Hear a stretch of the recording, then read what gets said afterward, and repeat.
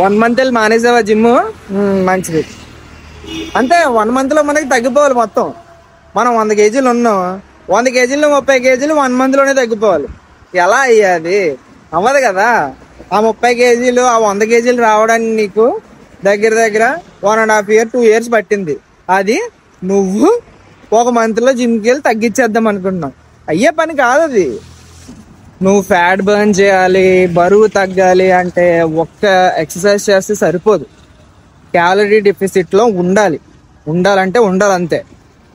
Calorie deficit అంటే ఏంటో నేను స్టెప్ బై స్టెప్ తెలుగులో చెప్తాను నీకు, సరేనా? అలాగే వీడియోలో వెళ్ళిపోక.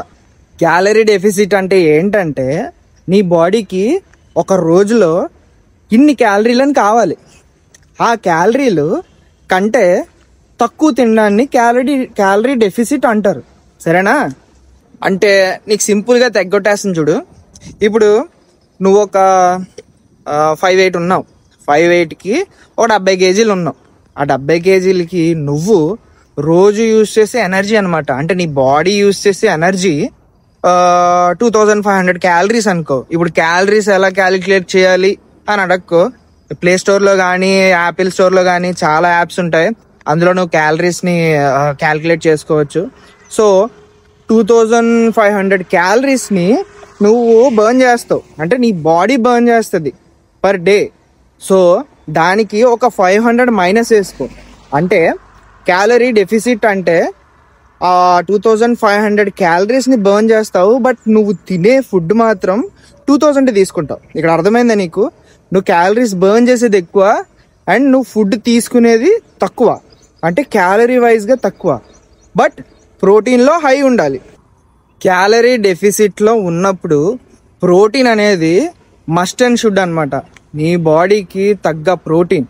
అంటే నువ్వు ప్రోటీన్ ఎలా క్యాలిక్యులేట్ చేస్తావంటే, 1 kgకి అంటే నువ్వు ఒక 70 kgs ఉంటే దానికి 2 grams ప్రోటీన్ వేసుకోవాలి. అర్థమైందా?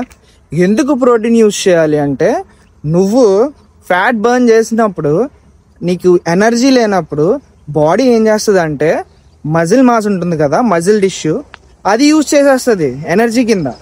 అది మనకు అవ్వకూడదు. మనకు కావాల్సింది ఏంటి? మనకి ఫ్యాట్ బర్న్ అవ్వాలి, మజిల్ మాస్ ఉండాలి, ఓకేనా?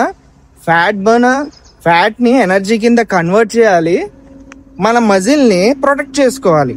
అందుకనే మనకి ప్రోటీన్ అనేది చాలా చాలా ఇంపార్టెంట్. క్యాలరీ డెఫిసిట్లో ప్రోటీన్ని నెగ్లెక్ట్ చేస్తే ఫ్యాట్తో పాటు మజిల్ టిష్యూ, మజిల్ మాస్ కూడా పోతుంది. సో నేను చెప్పేది ఏంటంటే, క్యాలరీ డెఫిసిట్లో ఉంటూ ప్రోటీన్ని హై తీసుకోవాలి. ఇంకొక విషయం నాకు అర్థం కాదు, ఎవరో మాట్లాడరు అదే ఫ్యాట్ బర్నింగ్ స్టేజ్లో స్ట్రెంత్ ట్రైనింగ్ గురించి ఎందుకు మాట్లాడరు అంటే నాకు తెలియక అడుగుతాను. స్ట్రెంత్ ట్రైనింగ్ అనేది కార్డియో కంటే చాలా బెటర్. ఎలా అంటే, మీరు అక్కడ బరువులు మోస్తారు, అంటే the high amount of energy అనేది మీకు ఖర్చు అవుతుంది. అక్కడ మీరు ఏదో కార్డియో చేసేస్తే అయ్యి బాబోయ్ నాకు చెమటలు పట్టేస్తున్నాయి, నేను ఇప్పుడు 2 రోజులు తగ్గిపోతాను, 3 రోజులు ఇదంతా అయ్యే పని కాదు.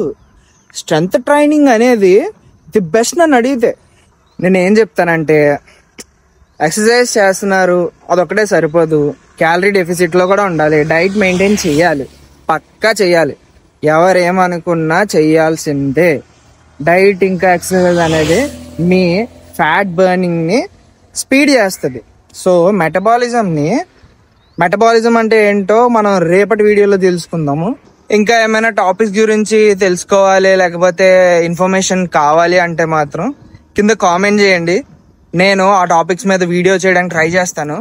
మ్యాక్సిమం నేను చేస్తాను వీడియో, ఎందుకంటే నేను నేర్చుకుంటున్నాను, మిమ్మల్ని నేర్పుతున్నాను, నేను ట్రాన్స్ఫార్మ్ అవుతున్నాను. నాతో పాటు మీరు అవుదాం అనుకుంటే please subscribe to my channel.